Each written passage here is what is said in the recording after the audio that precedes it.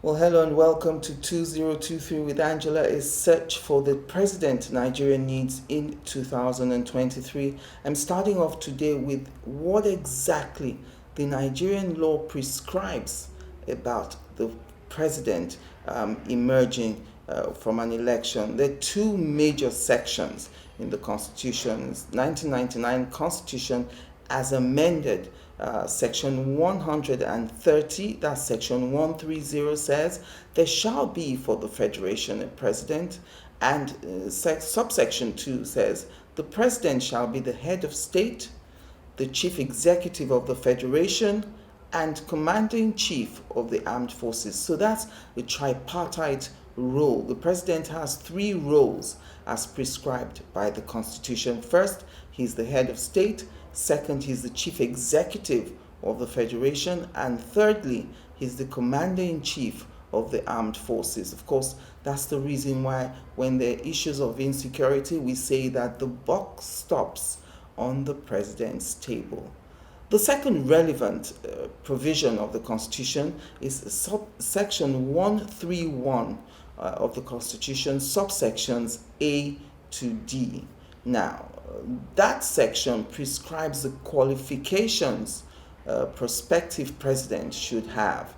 A person shall be qualified for election to the office of president if, and it gives you four requirements. He is a citizen of Nigeria by birth. He has attained the age of 40. He is a member of a political party and is sponsored by that political party. And finally, he has been educated up to at least school certificate level or its equivalent. And that requirement, the educational requirement, is very significant.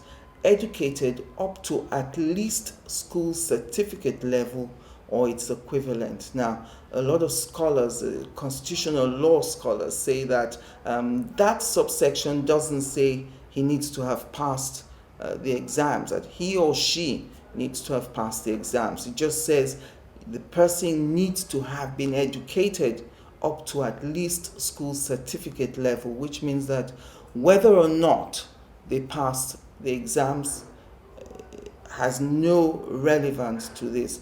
If he went to school up to that level and he passed out of school, regardless of the grades that he has, Nigerian Constitution says he can seek the office of the president in an election. Now, the fourth requirement about education, educated up to at least school certificate level or its equivalent. Many constitutional law scholars feel that they're talking about West African school certificate or secondary school living certificates. That is, you've done the mandatory 5 or 6 years in secondary school. Some may argue that it's vague. It says school certificate. Could that be primary school certificate or secondary school certificate? I think a majority of scholars have agreed that it is the secondary school certificate. The only thing is no one is clear about whether or not the person needs to have passed the exams in flying colors. The Constitution is silent on that. All it says is you must have been educated up to that level. So, I'm sure that debates are still going to go on into the future, especially as more and more Nigerians become aware of the provisions of the Constitution. Now, for some people, they think that this provision cannot be referring to primary school because a primary school living certificate is normally called your first school living certificate. It's always a secondary school certificate we call school certificate level, or WAEC, West African Examinations Council, or West African School Certificate. That's where that school certificate came from. So if it was a primary school certificate, I'm sure the framers of the Constitution would have put first school living certificate, because the first school you go to is the primary school. And so sections 130, 130, and 131 specifically speak about the establishment of the office of the president and the qualifications, the requirements that the person who would be president must bring to the table. The other relevant subsection there is that the person must be a member of a political party and must be sponsored by that political party.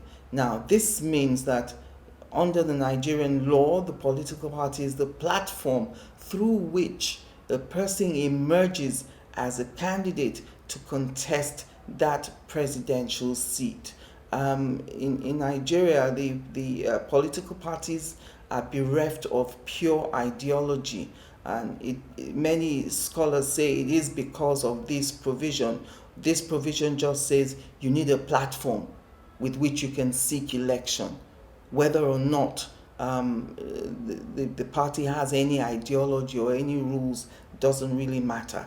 As long as that political party, you are a member, and that political party is willing to sponsor you. Of course, under the Electoral Act, there are also other provisions regarding how long you must have been a member of a political party before you can seek political office. Some of the political parties make sure that this provision is within their party constitution to prevent defectors who come in around the time of election from seeking political office. What that means is if you have members of a political party who have been planning to seek an office, and then a more powerful person defects from one party to that party, there are some requirements that preclude the defectors from seeking office